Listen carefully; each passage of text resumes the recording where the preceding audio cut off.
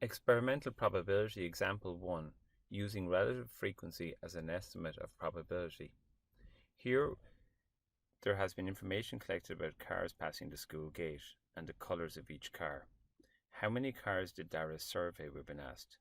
Well, if we count out the frequency of each car, we see that it totals to 100. So Dara must have surveyed 100 cars to get this total. In part 2, we're asked what was the relative frequency of the blue cars. Well, the frequency of the blue cars was 16. Relative frequency means relative to all the other cars. We know that 16 out of the 100 cars were blue. So the relative frequency of the blue cars is 16 out of 100. This is 16%, or you could call it 4 out of 25. Next, we're being asked what the relative frequency of the red cars were. We see that there were 32 red cars. So the relative frequency of red cars is 32 out of 100, or 32%.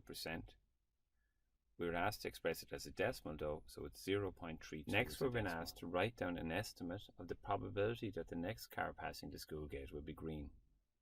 So the probability of green, well, the best guess that we could make about this is to use the relative frequency as an estimate of the probability. The relative frequency of green is 10 cars out of every 100. So 10 out of 100, or 1 in 10, is our best guess at the probability. The last question is, how could we make the estimate for probability more reliable? Well, if we did the experiment more times, if we had more observations, Dara just surveyed 100 cars in this, but if she had surveyed 1,000 cars or 10,000 cars, we'd expect it to be more reliable.